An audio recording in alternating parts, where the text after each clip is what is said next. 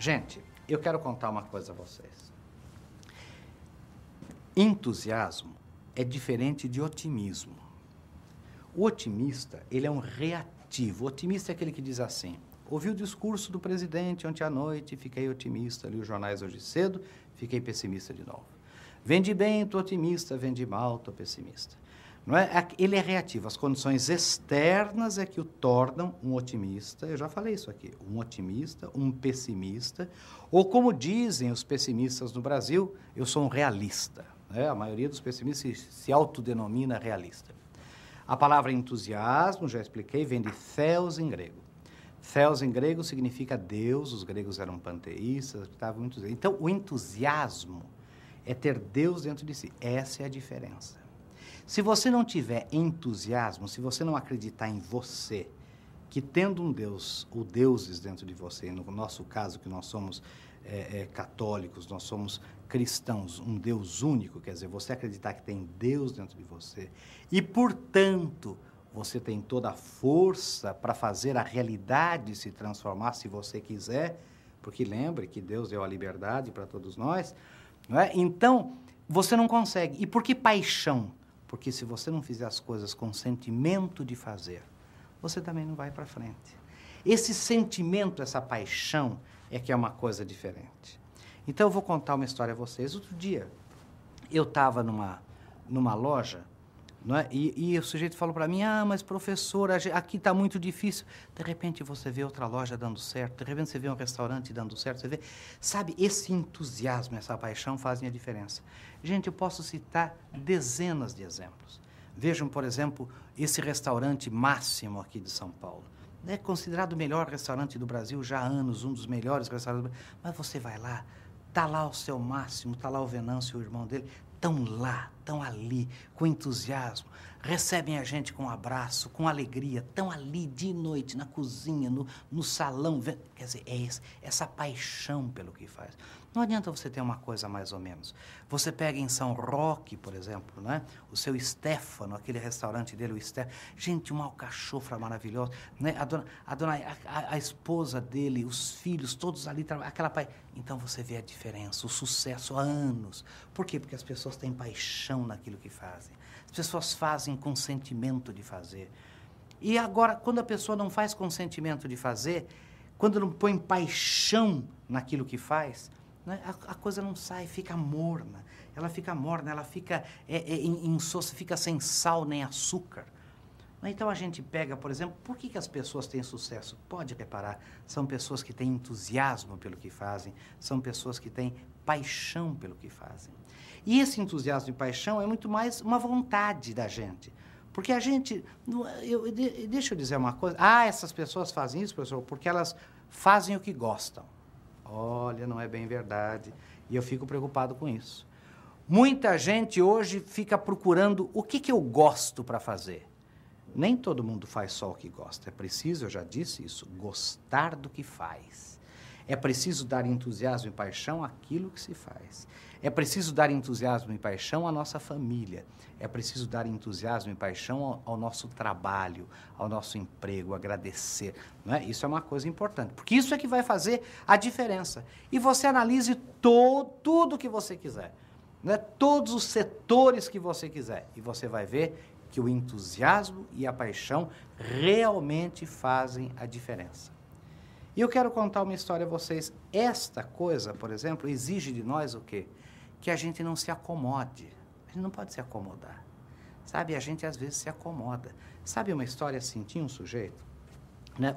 Olha, veja bem, era um monge, né? Um monge monge oriental e o seu seminarista, viajando por uma estradinha do interior, de repente viram uma casinha pobre, caindo aos pedaços, mas uma casinha desgraçada de pobre mesmo. Daí eles foram lá, bateram na casa, tinha um homem pobre, uma mulher pobre, um filho muito simples, muito pobre. Falaram, e vocês como é que estão? Vivendo como Deus quer. Mas vocês vivem do quê? Nós temos aquela vaquinha ali. Aquela vaquinha, coitada, ela dá 2, 3 litros de leite por dia, porque também não come muito. E com esse leitinho a gente vai vivendo, sobrevivendo como Deus quer. A gente vai nessa vida aqui. Muito bem.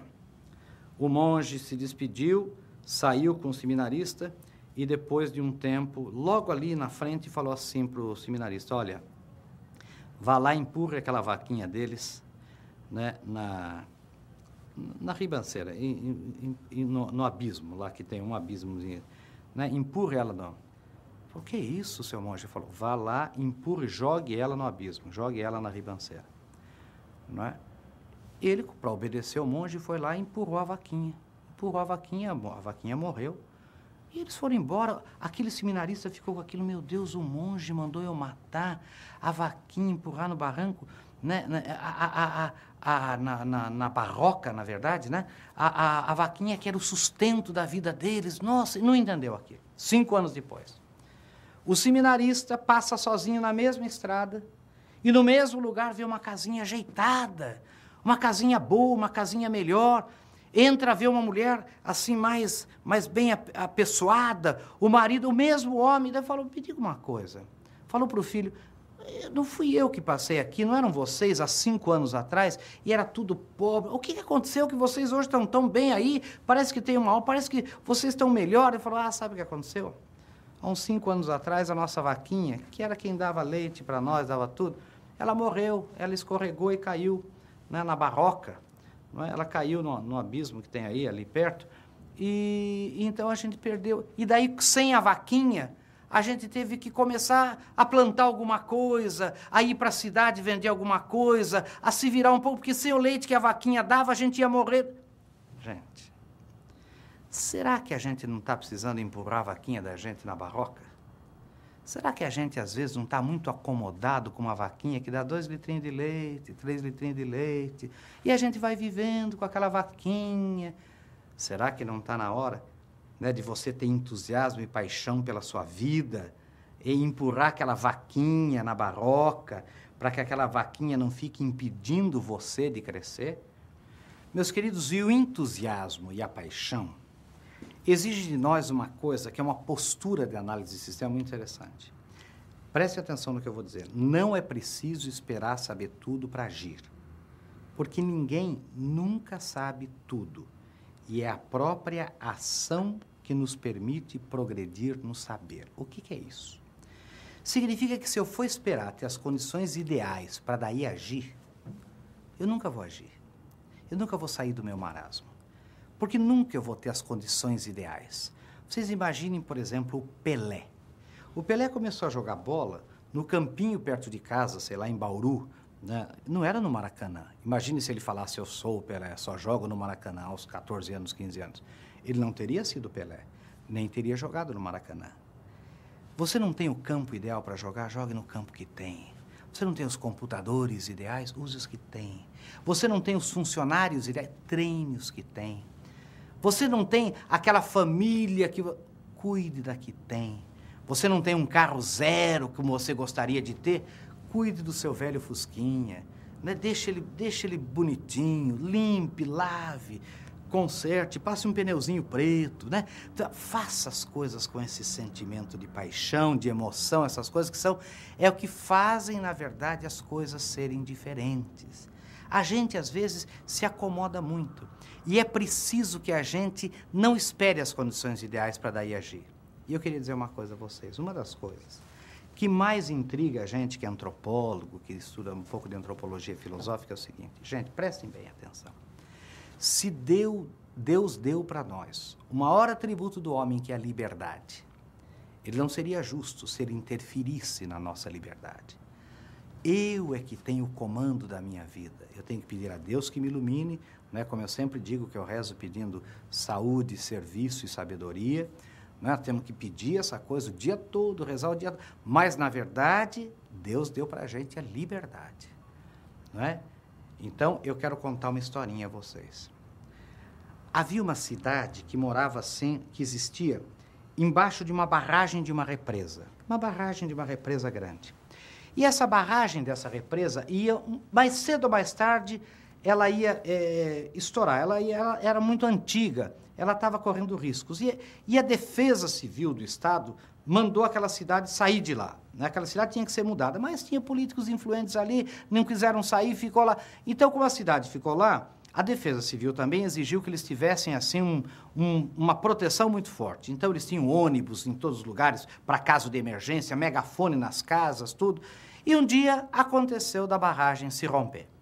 Mas graças a Deus ela se rompeu assim muito pequena, foi uma rachadura. E começou a encher a cidade devagar, devagar, devagar, devagar. Mas imediatamente, todos muito treinados, imediatamente os ônibus se perfilaram, todo mundo nos megafones. A população daquela cidadezinha pequena subiu toda no ônibus. Todo mundo dentro do ônibus, olharam para o lado de fora, estava o padre. Estava o padre e o último rapaz do ônibus falou, seu padre, vamos, só falta o senhor, vamos, nós vamos embora, a cidade já está enchendo d'água, vamos embora. E ele falou, eu não vou. Eu vou salvar a igrejinha do topo da colina, onde eu fiz o seminário, onde essa cidade começou, porque Deus é grande, Deus é todo-poderoso, Deus é capaz de tudo, eu vou salvar. Padre, que é isso? O senhor sabe, a hora que essa represa se romper, vai encher a cidade, vai encher tudo, vai encher. O senhor, vamos embora. Não vou, não foi. Meia hora depois, vem 2 paroquianos com um barquinho, falam, padre, viemos salvar o senhor, nós vimos que o senhor não estava lá, o que aconteceu? Não, eu não vou, eu vou. Aí a água já estava no meio das casas. Né? Vamos embora, padre, e a água já está. Não, não vou, eu vou salvar a igrejinha, Deus é grande, Deus é todo-poderoso, Deus é capaz, eu vou. Muito bem, não foi. 1 hora depois, a água já estava no topo do morro, no meio da igreja, o padre em cima dos bancos, né? E foi o corpo de bombeiros com aquele barco vermelho. Padre, viemos salvar o senhor. Vamos, não podemos permitir que alguém morra. Suba no barco. Eu não vou. Eu vou salvar a igreja. Deus é grande. Esta igreja no topo da colina aqui. Padre, já está no meio da igreja. Água, pelo amor de Deus, vamos embora. Padre, o senhor vai morrer aqui. Não foi. Para transformar uma longa história numa história curta, o padre estava no topo da torre da igreja, grudado na cruz, com água por aqui. Veio um helicóptero. Veio um helicóptero, padre, o rapaz do megafone falou, padre, viemos salvar o senhor, pega na corda do helicóptero, pega. Ele falou, eu não vou, Deus é grande, Deus é todo, eu vou salvar esta igrejinha. Morreu afogado. Diz a história que ele chegou no céu indignado com São Pedro. Ele falava, por isso que a religião não vai para frente. Eu fui o único que ficou lá para salvar a igrejinha, o único que morri. Imagine a gozação que tá. Cadê o padre? Cadê aquele todo? Eu não acredito. Quer dizer, isso é uma vergonha, a religião. Por isso que Deus... De repente abre a porta, aparece Deus. E fala para ele assim, seu padre, eu queria me apresentar, eu sou Deus. Eu queria dizer o seguinte, quando eu vi que o senhor não subiu no ônibus, todo mundo subiu, eu falei assim, que padre estranho, ele sabe o que vai acontecer. Por que ele não sobe no ônibus e não vai embora? Daí esperei meia hora, mandei aqueles 2 paroquianos pegarem o barquinho e salvar o senhor. Chegou lá, os 2 paroquianos falaram, vamos, padre, vamos. O senhor não foi, o senhor não subiu no barquinho? Eu falei, que padre louco. Meu Deus, o senhor está vendo a água já no meio das casas. Mais 2 horas ou 1 hora, manda o corpo de bombeiros buscar o senhor com aquele barco vermelho, o senhor não subiu no barco. Eu falei, esse padre é louco. Mas, seu padre, quando o senhor estava no topo da torre da igreja, grudado na cruz, com água pelo pescoço, e eu mandei aquele helicóptero lhe salvar, e o senhor não pegou na corda do helicóptero, eu falei, morra, desgraçado. Não é? Qual é a moral da história, gente? A moral da história é a seguinte, nem Deus é obrigado a salvar aquele que não quer ser salvo. Essa é a verdade. Nem Deus, vou repetir, é obrigado a salvar aquele que não quer ser salvo. Por isso ele nos deu a liberdade. Por isso a gente tem que lutar. Por isso a gente tem que conquistar. E de que maneira eu conquisto? Com entusiasmo e paixão. Meus queridos, eu queria também dizer que tem vários exemplos de entusiasmo e paixão que eu vejo pessoas dando certo. Eu trabalhei, por exemplo, ali, junto com a Tamara Leftel, por exemplo, na Globo News, eu vi, por exemplo, que dedicação daquela moça, que paixão ela tem por aquele programa, que cuidado, que atenção aos detalhes. Então é um sucesso que é. Então, na verdade, você pega todo mundo, você pega, por exemplo, o João Dória, que sucesso é por quê? Porque faz o programa com cuidado, a gente que está lá, você vê atenção aos detalhes, pequenas coisas, muda, corta, vamos lá fazer entrevista. Essa é a diferença. É a diferença de você colocar paixão naquilo que faz. Vou contar um caso a vocês. Nós damos consultoria a um grande shopping aqui em São Paulo, a nossa empresa. E um dia chegou lá um lojista e falou, professor, nunca vi uma crise como esta. Ô, crise desgraçada. Eu falei, me responda o seguinte, a crise de hoje é maior do que a do dia que você abriu a sua loja? Quando você não tinha nenhum cliente e a loja para pagar? Pense um pouco. Mas como que você era Qual era o entusiasmo que você tinha? Eu já contei isso. Como era o entusiasmo que você tinha? Você ficava na porta, sorrindo para todo mundo que passava, convidava as pessoas para que entrassem na sua loja, não é verdade? Quer dizer, levava as pessoas a ficar... Quem podia ligar para você? Só 2 pessoas podiam ligar, o Engano, né, e a sua mulher. Por quê?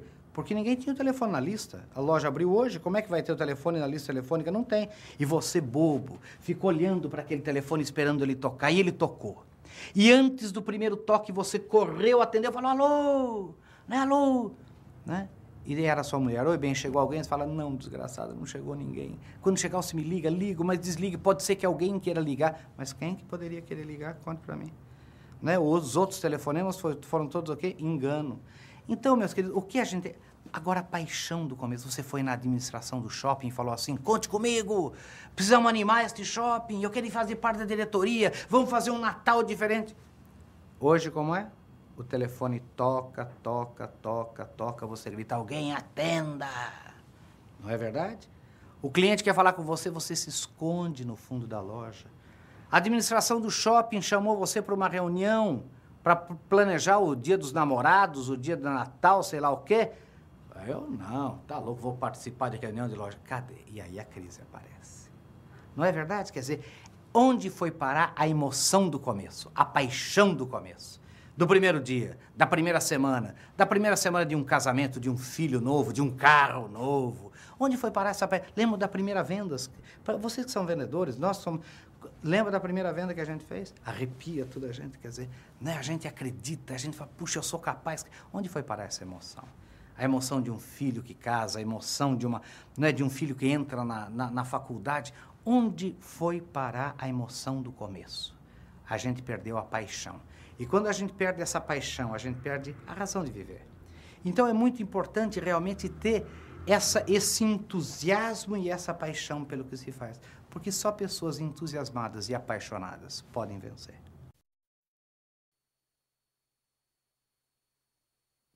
O programa de hoje é sobre esquecer o passado.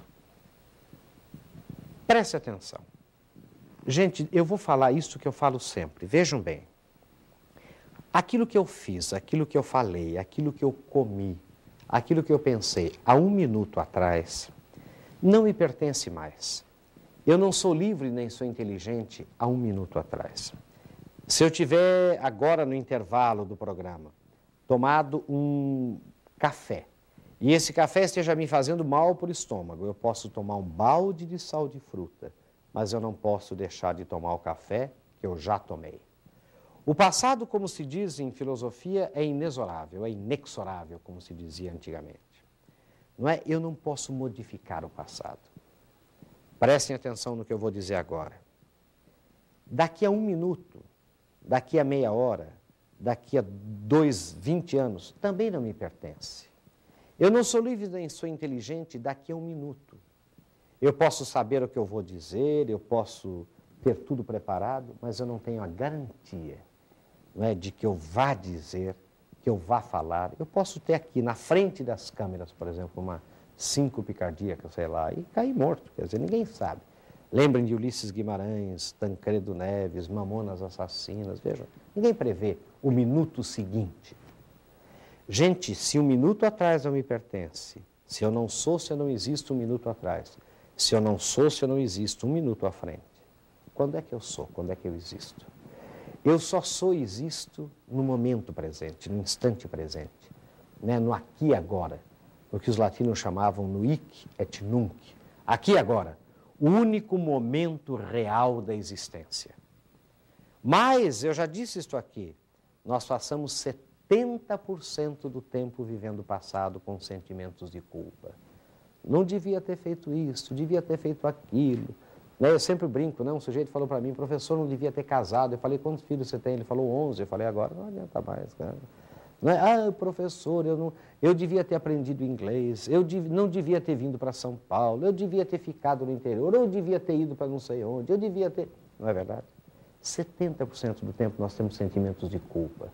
Quando os pais da gente morrem, devia ter visitado mais, devia, né, quando os filhos da gente crescem, devia ter levado no futebol, devia ter visto a menina no balé, queria tanto que eu fosse, eu só trabalhei, veja só, não via a criança crescer, aquela coisa toda. Eu tive que trabalhar muito, como esta mãe me disse.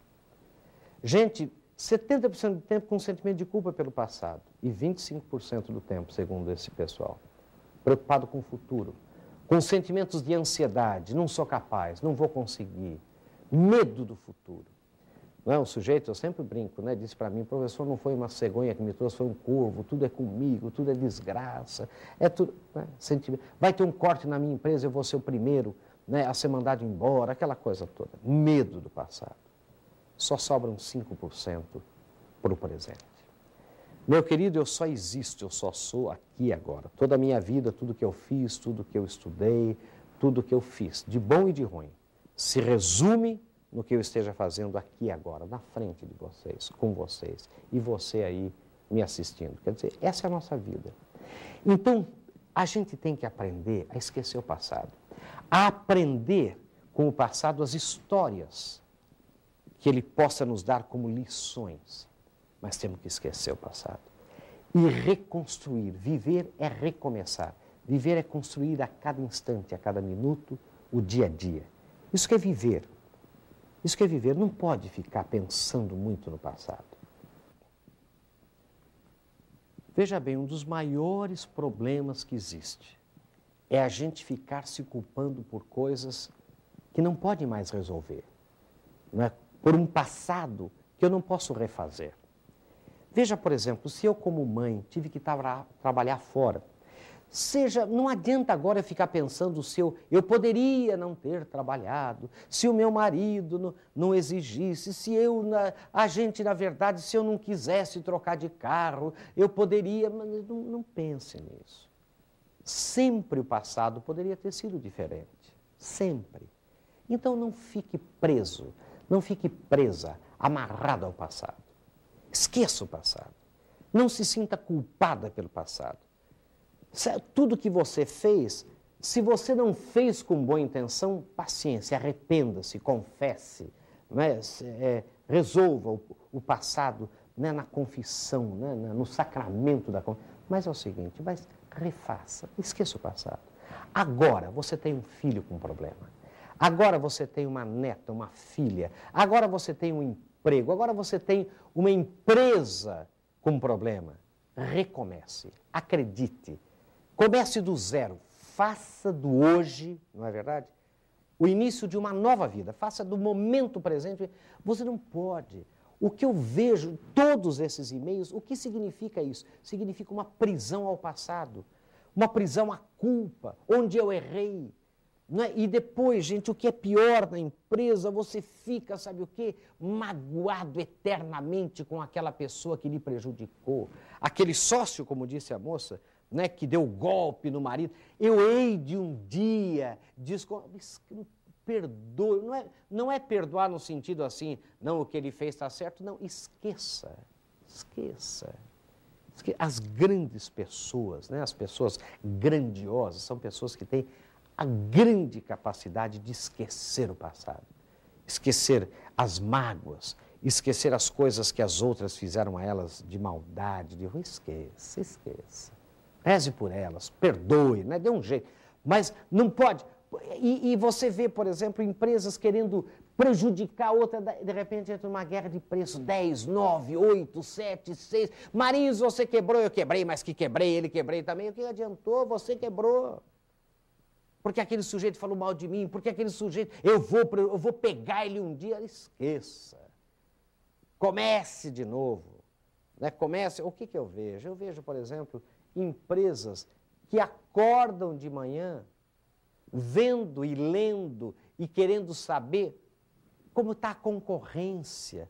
Lendo, se eu tenho um jornal, eu leio o jornal concorrente. Se eu tenho uma loja, primeiro lugar que eu passo é em frente à loja do concorrente antes de chegar na minha. E você está sempre voltado para o outro. Em vez de recomeçar, em vez de se livrar, né, dessas coisas todas e fazer de novo. Cuidado. Eu acho que uma das maiores sabedorias, né, é a gente entender que a minha vida é o hic et nunc, é o aqui e agora.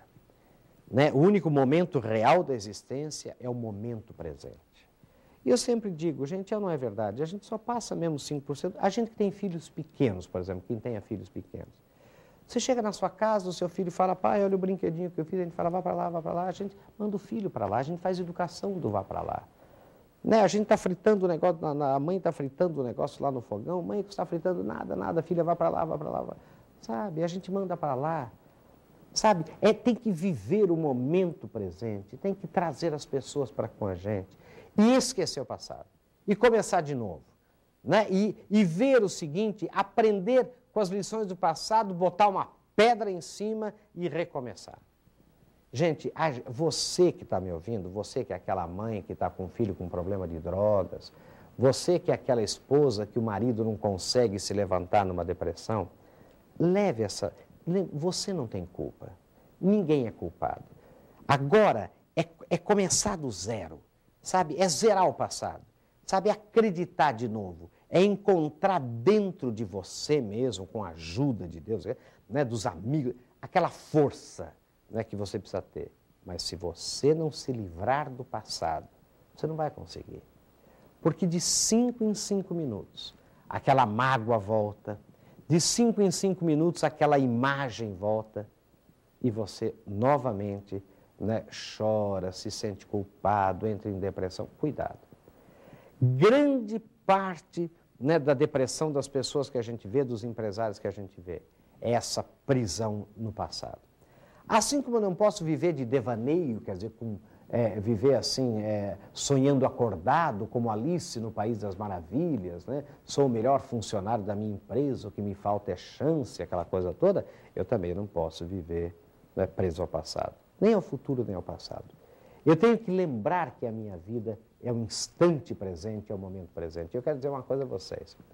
Alguns europeus brigam com alguns americanos em filosofia, antropologia filosófica, porque os europeus dizem que é momento presente, o momento real da existência, os americanos dizem que é instante presente, porque instante é menor que momento, é uma discussão filosófica, mas não importa, é o aqui e agora. Não é agora, olhe para o seu filho, acompanhe seu filho, agora pegue a sua empresa, reúna seus funcionários, fale para eles do mercado, vamos recomeçar. Você, né, que teve um momento de dificuldade, ficou endividado, não se preocupe, pague agora em dia, acerte os seus compromissos, converse com os credores, mostre a realidade, né, faça a coisa acontecer daqui para frente. Não tenha vergonha, não. Por que vergonha? Né? Você fale, você comente, você explique. Né? Isso acontece. Ou você acha que não acontece com ninguém? Aconteceu só com você.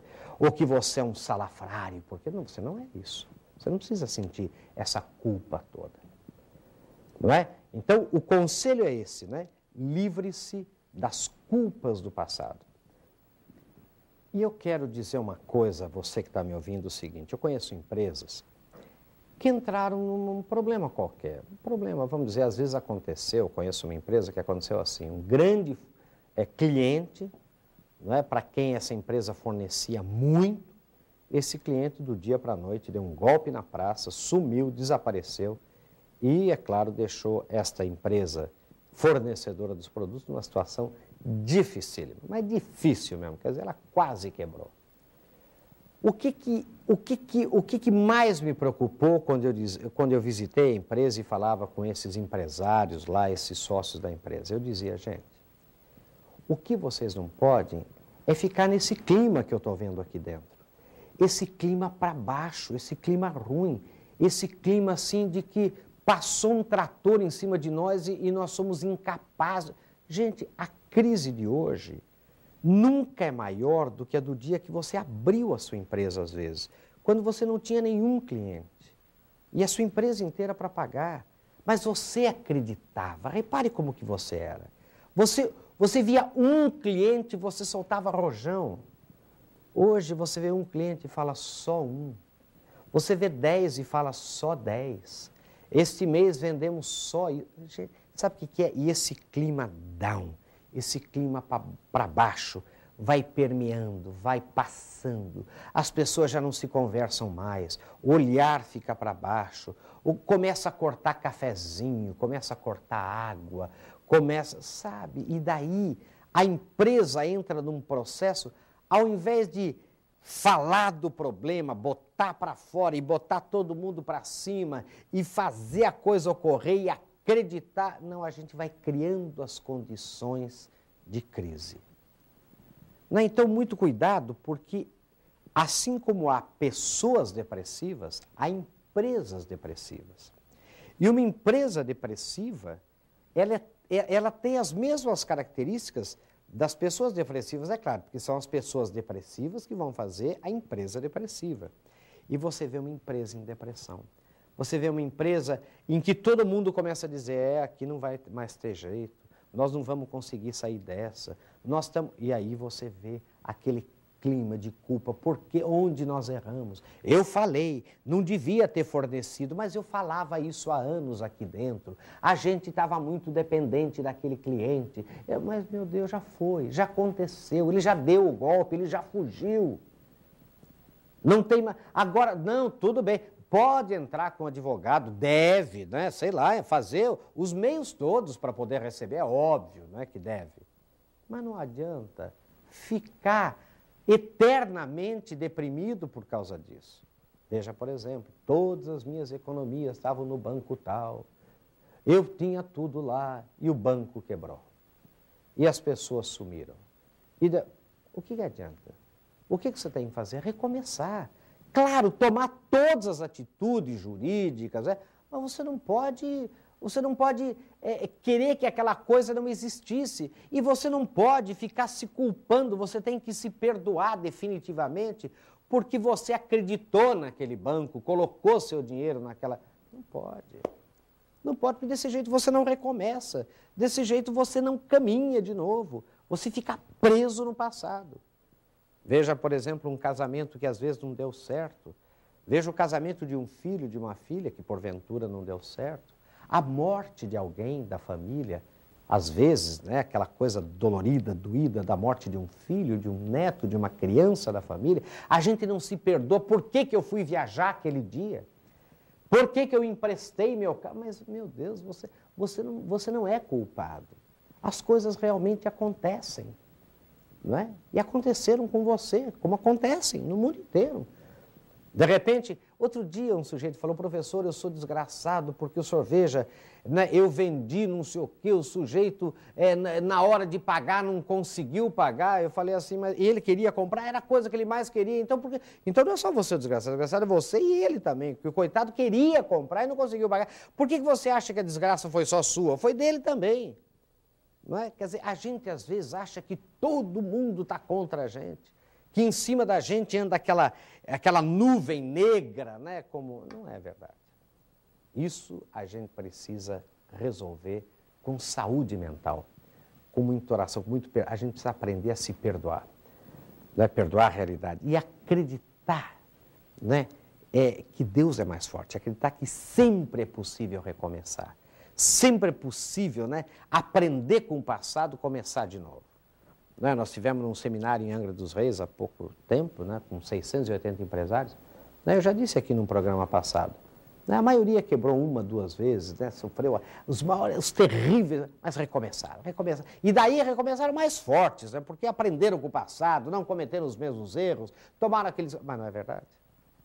Agora, se você ficar aí deprimido, sentindo-se o eterno culpado, se autoflagelando o tempo inteiro, você não vai sair do buraco.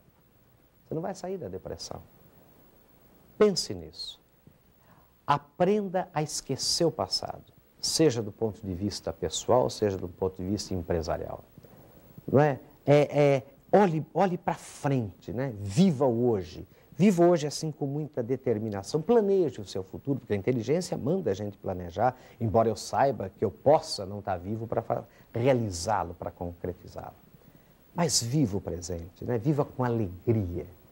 Não é? Deus quer que a gente seja alegre, feliz. Nós estamos no mundo para ser feliz, porque nós somos feitos à imagem e semelhança de Deus, então não pode ser infeliz. Agora, a gente tem o dom da liberdade. E a gente é que escolhe, a gente é que faz as escolhas, inclusive do que pensa, inclusive do que coloca na cabeça, inclusive do que remoe. E uma das coisas principais é se perdoar, é esquecer o passado. Seja do ponto de vista pessoal ou profissional, seja com a sua empresa, seja com a sua vida familiar, esqueça o passado. Faça do hoje o início de uma nova vida. Pense isso todo dia e você vai ver que você vai ser feliz.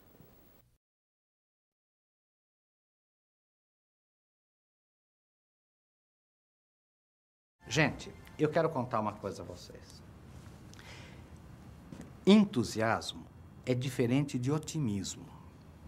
O otimista, ele é um reativo. O otimista é aquele que diz assim: ouvi o discurso do presidente ontem à noite, fiquei otimista, li os jornais hoje cedo, fiquei pessimista de novo. Vendi bem, estou otimista, vendi mal, estou pessimista. Não é? Ele é reativo, as condições externas é que o tornam um otimista, eu já falei isso aqui, um otimista, um pessimista, ou como dizem os pessimistas no Brasil, eu sou um realista. Né? A maioria dos pessimistas se autodenomina realista. A palavra entusiasmo, já expliquei, vem de theos em grego. Theos em grego significa Deus, os gregos eram panteístas, estavam muito. Então, o entusiasmo é ter Deus dentro de si. Essa é a diferença. Se você não tiver entusiasmo, se você não acreditar em você, que tendo um Deus, ou deuses dentro de você, no nosso caso, que nós somos católicos, nós somos cristãos, um Deus único, quer dizer, você acreditar que tem Deus dentro de você, e, portanto, você tem toda a força para fazer a realidade se transformar, se você quiser, porque lembre que Deus deu a liberdade para todos nós, não é? Então, você não consegue. E por que paixão? Porque se você não fizer as coisas com sentimento de fazer, você também não vai para frente. Esse sentimento, essa paixão, é que é uma coisa diferente. Então, eu vou contar uma história a vocês. Outro dia, eu estava numa loja, não é? E o sujeito falou para mim: ah, mas professor, aqui está muito difícil. De repente, você vê outra loja dando certo, de repente você vê um restaurante dando certo, você vê... Sabe, esse entusiasmo, essa paixão fazem a diferença. Gente, eu posso citar dezenas de exemplos. Vejam, por exemplo, esse restaurante Máximo aqui de São Paulo. É considerado o melhor restaurante do Brasil já há anos, um dos melhores restaurantes do Brasil. Mas você vai lá, está lá o seu Máximo, está lá o Venâncio, o irmão dele, estão lá, estão ali, com entusiasmo, recebem a gente com um abraço, com alegria, estão ali de noite, na cozinha, no salão, quer dizer, é essa paixão pelo que faz. Não adianta você ter uma coisa mais ou menos. Você pega em São Roque, por exemplo, né? O seu Stefano, aquele restaurante dele, o Stefano, gente, uma alcachofra maravilhosa, né? A esposa dele, os filhos, todos ali, aquela paixão. Então você vê a diferença, o sucesso há anos. Por quê? Porque as pessoas têm paixão naquilo que fazem. As pessoas fazem com sentimento de fazer.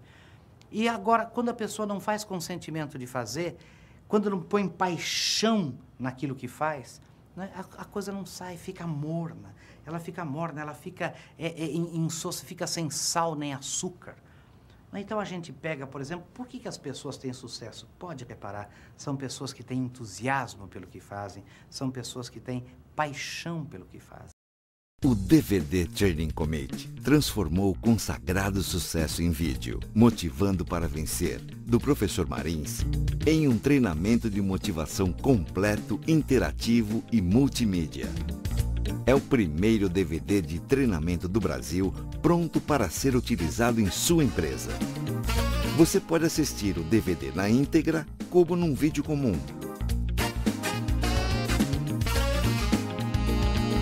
Nós temos que ver uma coisa, gente, o que diferencia o ser humano dos outros animais? Selecionando a opção de legendas no menu inicial, você pode escolher a apresentação legendada em inglês,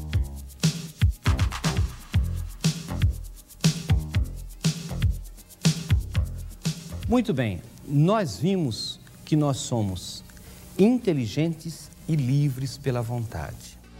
espanhol, Muito bem, nós vimos que nós somos inteligentes e livres pela vontade. ou mesmo em português. Esta opção foi idealizada para atender às necessidades dos deficientes auditivos. Muito bem, nós vimos que nós somos inteligentes e livres pela vontade. Também no menu principal, você tem a opção de acesso direto a blocos específicos do Motivando para Vencer. Esse recurso é muito útil quando você utiliza o DVD para ilustrar as suas sessões de treinamento presencial. E agora vocês vão achar que eu sou um pouco louco, mas a verdade é que viver, minha gente, é trabalhar. A Comete também preparou uma surpresa no DVD Training Motivando para Vencer. É um treinamento interativo. São 125 slides que reproduzem todo o conteúdo do vídeo. A mudança entre os slides é feita acionando a tecla de avançar do controle remoto do seu DVD player. Você pode ainda interagir com o conteúdo do vídeo utilizando os botões localizados no rodapé de determinados slides. Eu não sou, dizem os filósofos. Eu não existo, dizem os filósofos. Nem um minuto atrás, nem um minuto à frente. Utilizando um computador que tenha drive de DVD-ROM, você tem a opção de imprimir a sinopse do vídeo ou o bloco de anotações, com todo o conteúdo da apresentação em slides, para você distribuir entre os participantes do seu treinamento. E ainda tem mais surpresas. São as dicas motivacionais do professor Marins, que são bônus da Comete, especialmente para você. Seu cliente com o seu mercado, nos relatórios, nas propostas, seja simples. DVD Training Comete. Tecnologia de ponta para você dar um show de motivação em seus treinamentos.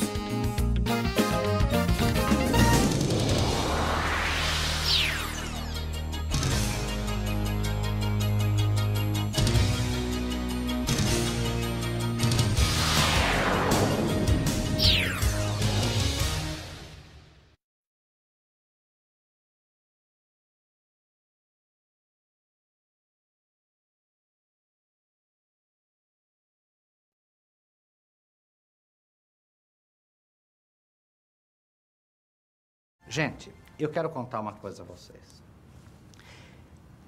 Entusiasmo é diferente de otimismo. O otimista, ele é um reativo. O otimista é aquele que diz assim: ouvi o discurso do presidente ontem à noite, fiquei otimista, li os jornais hoje cedo, fiquei pessimista de novo. Vendi bem, estou otimista, vendi mal, estou pessimista. Não é? Ele é reativo. As condições externas é que o tornam um otimista. Eu já falei isso aqui. Um otimista, um pessimista. Ou como dizem os pessimistas no Brasil, eu sou um realista. Né? A maioria dos pessimistas se autodenomina realista. A palavra entusiasmo, já expliquei, vem de theos em grego. Theos em grego significa Deus. Os gregos eram panteístas. Então, o entusiasmo é ter Deus dentro de si. Essa é a diferença.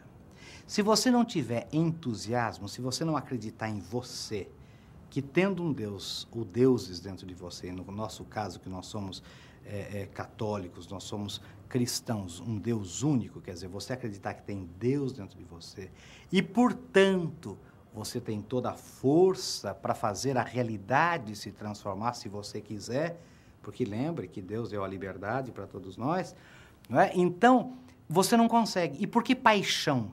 Porque se você não fizer as coisas com sentimento de fazer, você também não vai para frente. Esse sentimento, essa paixão, é que é uma coisa diferente. Então, eu vou contar uma história a vocês. Outro dia, eu estava numa loja, não é? E o sujeito falou para mim: ah, mas professor, aqui está muito difícil. De repente, você vê outra loja dando certo, de repente você vê um restaurante dando certo, você vê...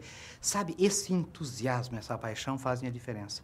Gente, eu posso citar dezenas de exemplos. Vejam, por exemplo, esse restaurante Máximo aqui de São Paulo. É considerado o melhor restaurante do Brasil já há anos, um dos melhores restaurantes do Brasil. Mas você vai lá, está lá o seu Máximo, está lá o Venâncio, o irmão dele, estão lá, estão ali, com entusiasmo, recebem a gente com um abraço, com alegria, estão ali de noite, na cozinha, no salão, quer dizer, é essa paixão pelo que faz. Não adianta você ter uma coisa mais ou menos. Você pega em São Roque, por exemplo, né? O seu Stefano, aquele restaurante dele, o Stefano, gente, uma alcachofra maravilhosa, né? A esposa dele, os filhos, todos ali, aquela pai. Então você vê a diferença, o sucesso há anos. Por quê? Porque as pessoas têm paixão naquilo que fazem. As pessoas fazem com sentimento de fazer. E agora, quando a pessoa não faz com sentimento de fazer, quando não põe paixão naquilo que faz, né, a coisa não sai, fica morna. Ela fica insossa, fica sem sal nem açúcar. Então a gente pega, por exemplo, por que as pessoas têm sucesso? Pode reparar, são pessoas que têm entusiasmo pelo que fazem, são pessoas que têm paixão pelo que fazem.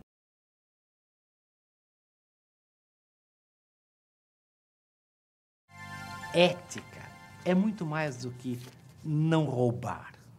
Ser ético é ser alguém que tem princípios claros, cristalinos, e sobre os quais pauta a sua vida, sobre os quais pauta o seu comportamento. Então, veja bem, a ética é fundamental para o sucesso da empresa hoje. A gente quer se relacionar, e o mundo quer se relacionar, cada vez mais com pessoas cada vez mais éticas, com empresas cada vez mais éticas. O que é uma empresa ética? É aquela empresa que se compromete eticamente, quer dizer, com seriedade, com o sucesso do seu cliente, por exemplo.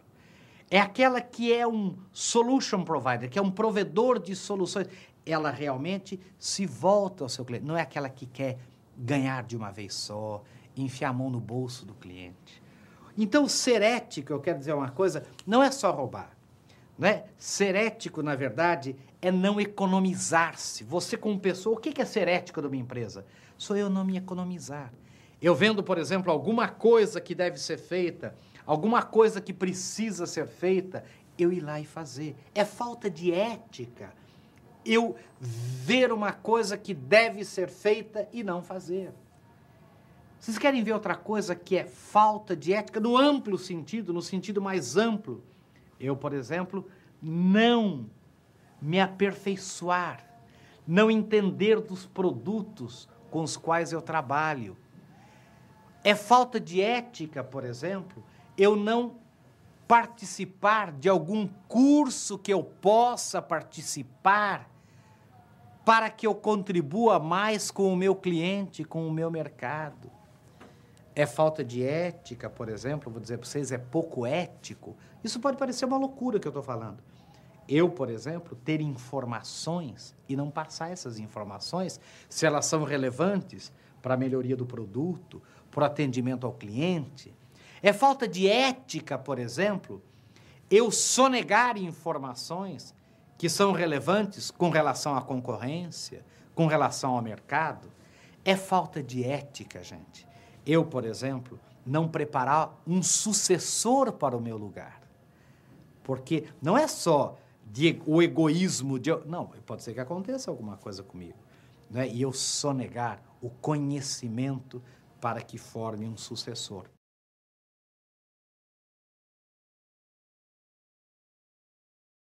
Meus queridos, eu vou dizer uma coisa a vocês. Eu estive no Japão e vi na Toyota do Japão um treinamento sobre boas maneiras, na fábrica, boas maneiras.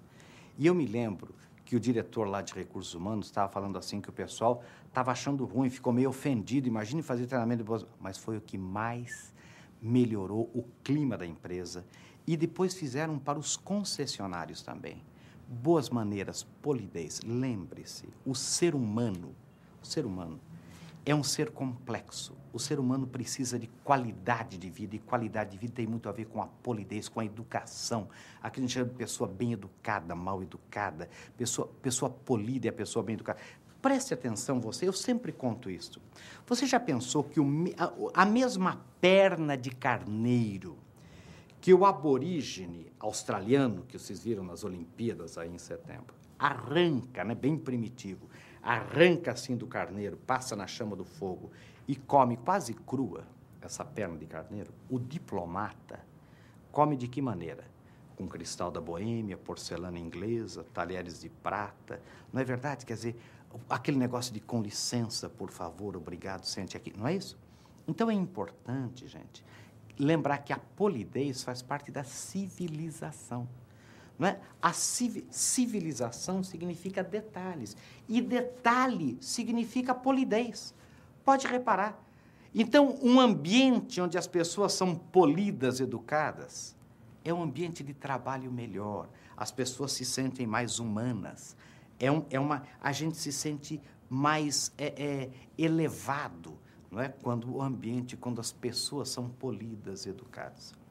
E é muito fácil. Polidez são aquelas 4 palavras que a gente aprendeu na pré-escola, que eu queria que você repetisse comigo. Com licença, por favor, obrigado, me desculpe. São as 4 palavras mágicas. Se todos nós só falássemos, não é? Isso, só fizéssemos isso, falássemos com licença quando a gente vai passar na frente de uma pessoa, por exemplo, que está olhando numa gôndola de supermercado, você está olhando, a pessoa passa, para na sua... Fala com licença. Se você pedir, por exemplo, falar obrigado. Obrigado para tudo, obrigado. Eu me sinto obrigado por isso que você fez. Não é? Com licença, por favor. Pedir por favor. É fácil isso aqui. Vá lá, por favor. Né? E me desculpe. Veja você, no ambiente de trabalho, no dia a dia, como a polidez é fundamental. Veja você no dia a dia, nas coisas simples, como, gente, um marido e mulher, me desculpem eu falar isso, marido e mulher, gente, vocês já pensaram quantas brigas de casamento, quanto ambiente de casamento gostoso você teria se o marido, se a mulher fossem com relação ao outro polidos, educados.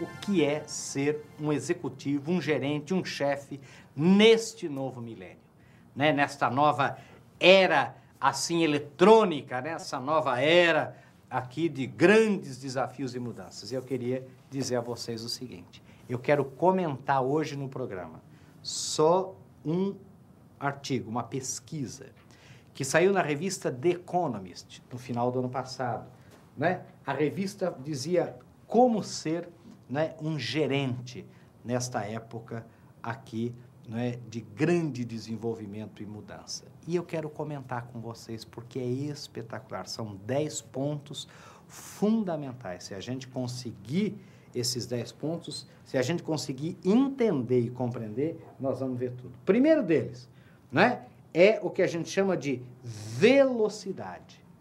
E diz aqui a pesquisa o seguinte, né, que esta lista de 10 poderia parar aí, poderia parar na velocidade. Gente, eu sempre digo isto.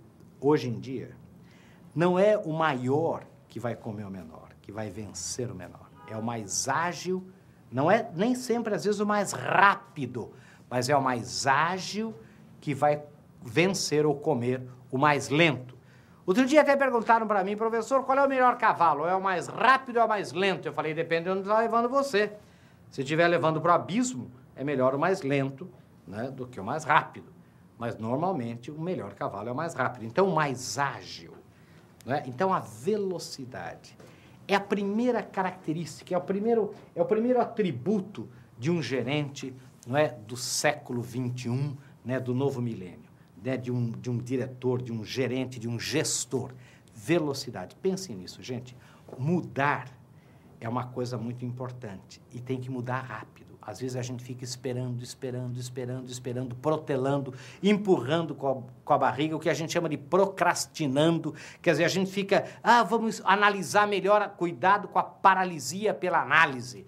O que a gente chama em inglês de analysis paralysis, ou seja, a gente fica paralisado, analisando, vendo, e a gente perde a oportunidade. Né? A oportunidade é uma deusa, não é isso?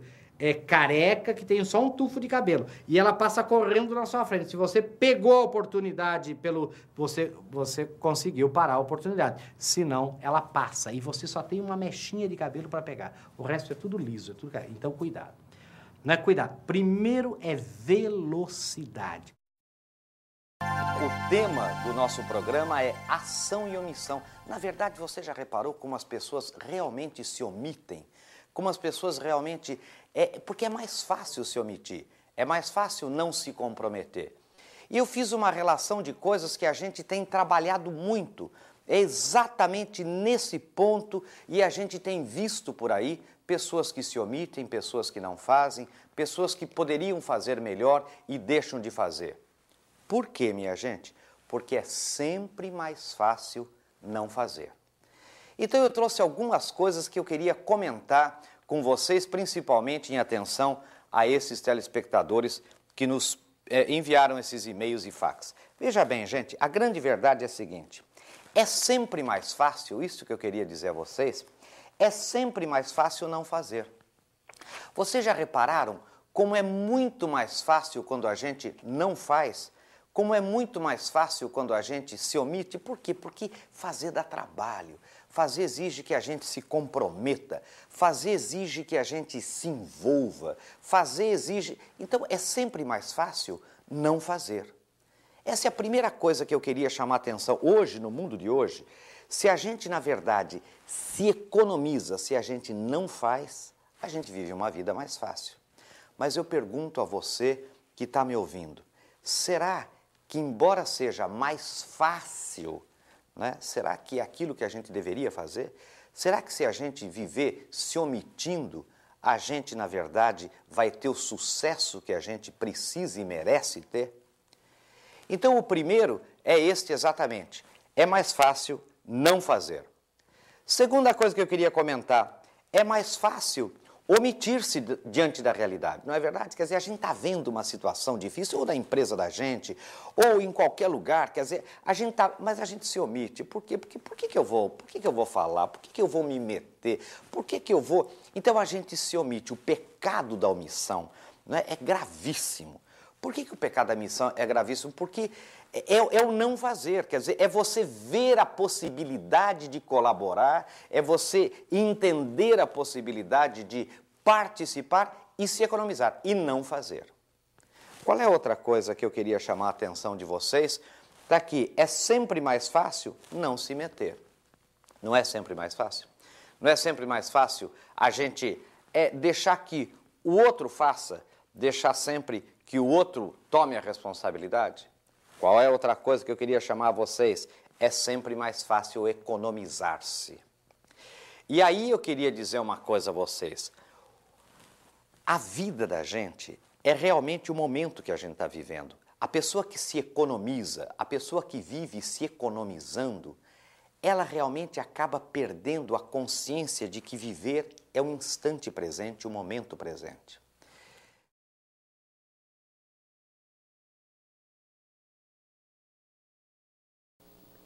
Veja bem, o nosso programa vai ser sobre o básico, o atendimento. Veja uma coisa que eu queria que você, telespectador que está me ouvindo, você que está me ouvindo, entenda. A gente complicou muito, a gente cresceu muito nas empresas, a gente criou programas complexos como o tal do CRM, Customer Relationship Management, quer dizer, o gerenciamento do relacionamento com clientes. A gente criou programas de computadores sofisticados, mas isso, sem o básico, não resolve. E qual é o básico do atendimento? O básico, gente, é atender bem. O básico é ser simpático. O básico é entregar o serviço que você prometeu, que você promete no contrato, que você promete quando faz a propaganda, que você promete quando está no mercado. Atender bem é a coisa mais básica. E às vezes a gente complica, enfeita o pavão, como a gente fala, a gente sofistica, a gente usa assim atributos de alta tecnologia e o básico não é feito. o básico do atendimento, o básico do bom atendimento telefônico, o básico de uma simpatia, de um sorriso, da rapidez, de fazer o cliente ganhar tempo comigo, né? De não enrolar o cliente, de não enganar o cliente, de não fazer o cliente se sentir menosprezado, diminuído, não deixar um cliente numa sala de espera, por exemplo, desnecessariamente. Quando o cheque está pronto lá na mesa, é só pegar esse cheque e entregar para aquele coitado, aquela pessoa que está ali esperando horas para receber aquele cheque, está pronto. E você, de propósito, ou sem a sensibilidade necessária, deixa a pessoa ali esperando horas, esperando... Por quê?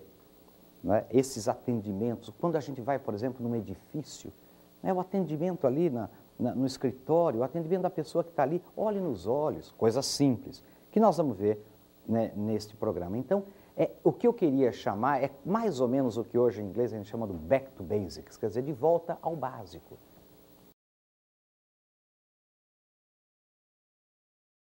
O tema de hoje será: o que eu, como empregado, posso e devo fazer para segurar o meu emprego, para manter o meu emprego?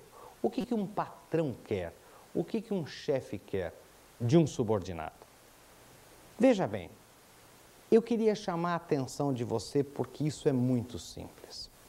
Primeira coisa, quer que você, funcionário, faça parte da solução dos problemas e não parte dos problemas.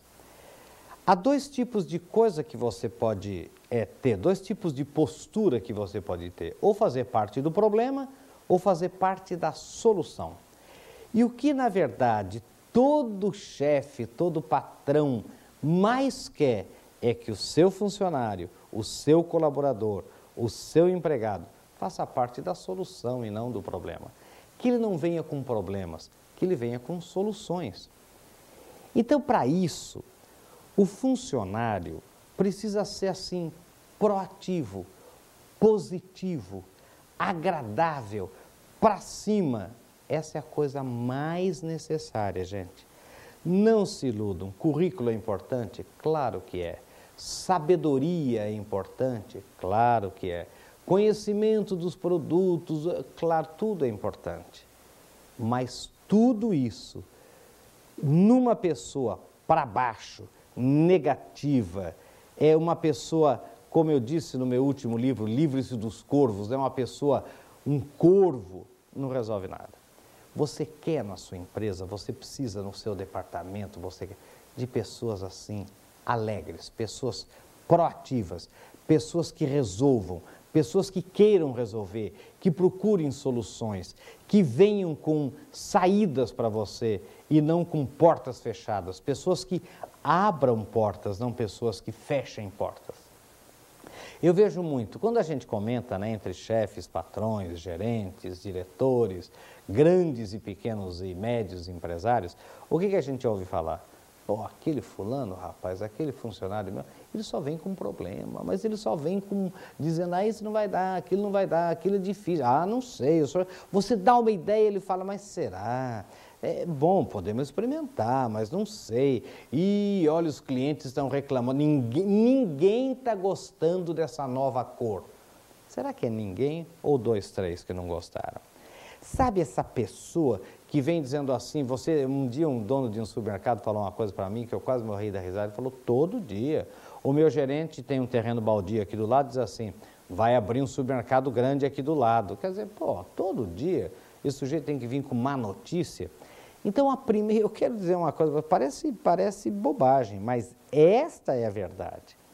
Você quer, na sua empresa, funcionários que façam parte da solução e não do problema. Então, o nosso tema hoje é como fazer para que o funcionário se comprometa com a empresa. O que é comprometimento mesmo? Pense bem. Nós fizemos várias pesquisas já na vida, né? A gente na Antropos trabalha fazendo muita pesquisa. Eu queria dizer a você, a coisa mais importante, mais valorizada num funcionário, num colaborador, assim como num amigo, assim como numa pessoa, é o comprometimento.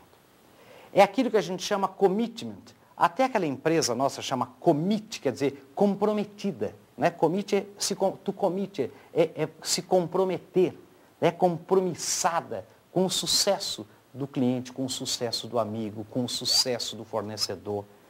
Então, o comprometimento é fundamental. Por isso que todo mundo, quando fala, professor, o cara parece que não é muito comprometido, é a pior avaliação que você pode ter.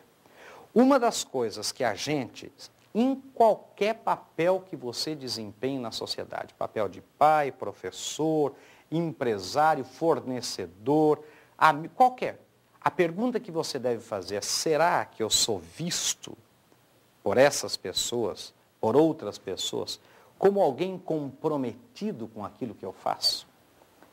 Então, quando o empregado é visto como pouco comprometido, com baixo comprometimento, ele realmente está na porta da rua. Quer dizer, realmente ninguém gosta de ninguém descompromissado, descomprometido. Agora tem uma coisa aí. O que é ser comprometido? Ser comprometido é realmente acreditar, né, na sua missão, na sua possibilidade de fazer. Quer dizer, é dar tudo, né, tudo da sua inteligência, tudo do seu saber, tudo da sua condição física, por exemplo, e tudo da sua vontade, tudo do seu querer, tudo do seu entusiasmo, tudo da sua força até física, para fazer aquilo dar certo, para fazer aquilo que a sua inteligência disse para você, que é aquilo que você deve fazer, aquilo que leva você aos objetivos maiores, sejam seus, sejam da empresa, sejam do cliente, sejam, enfim, das pessoas com quem você trabalha ou para quem você trabalha. Então, esse que é o comprometimento. Então, agora, para você se comprometer, você tem que ter algumas condições básicas anteriores. Por exemplo, como que eu posso me comprometer num ambiente onde ninguém se compromete? Onde você, quando se compromete, faz alguma coisa boa, quando você acredita que você está totalmente... Você, na verdade, recebe punição ao invés de um reforço positivo.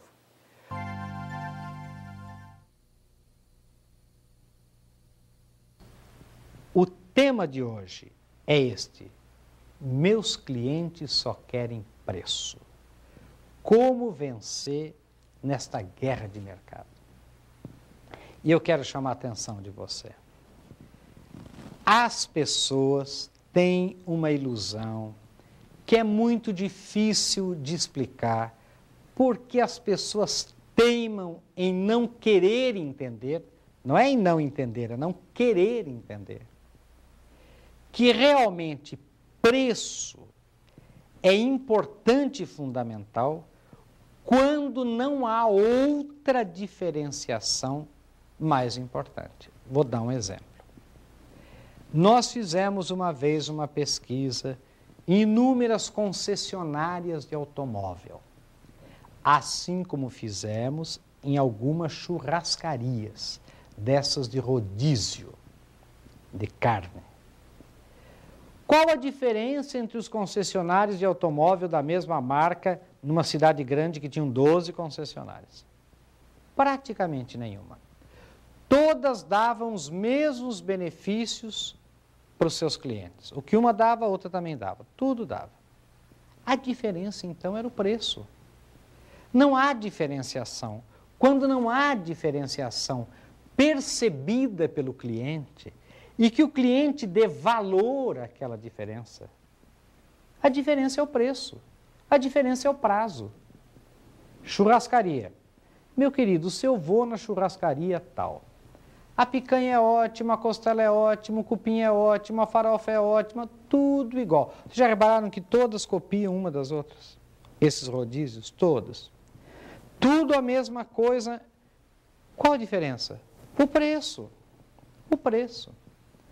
Mas o que as pesquisas provam, e não são as nossas, são pesquisas do mundo inteiro, no Brasil inteiro, exaustivas pesquisas, que quando há uma diferenciação percebida pelo cliente, ele aceita deliberadamente colocar a mão no bolso e pagar o que se chama de preço premium, ou seja, um preço maior, por aquele produto, por mais caro que ele possa ser. Não é? É claro que há um limite nesse mais caro, mas quando a diferenciação é percebida, e percebida como valor para aquele consumidor, para aquele cliente, ele paga essa diferença.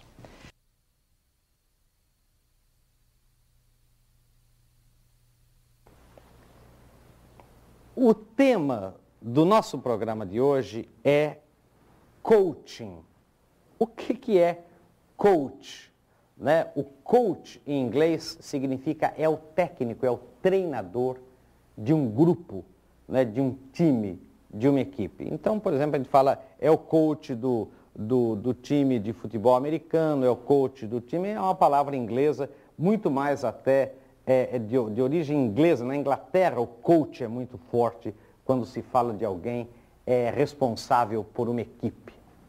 Hoje, o que o mundo inteiro está falando é que um chefe, um treinador, alguém que seja responsável por um time ou por uma equipe deve ser um verdadeiro técnico, deve fazer aquilo que se chama de coaching, quer dizer, deve trabalhar o seu time.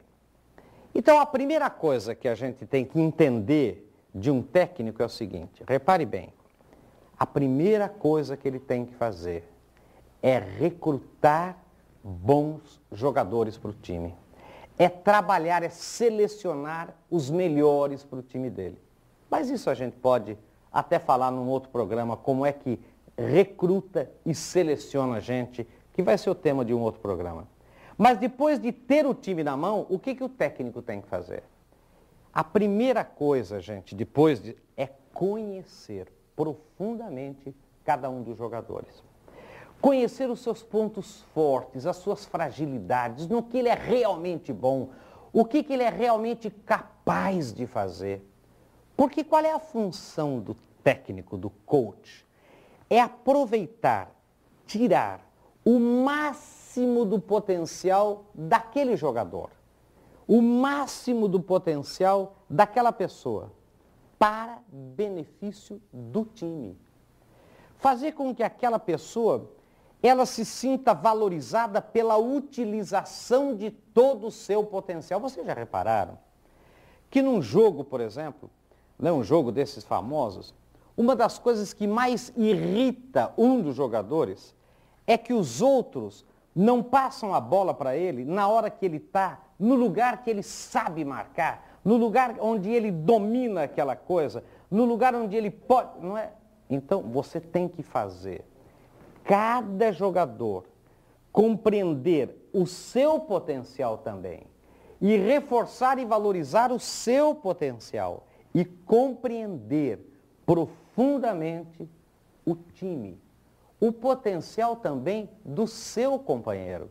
O que o seu companheiro é capaz de fazer por ele também, jogador, para que ele, como indivíduo, tenha sucesso.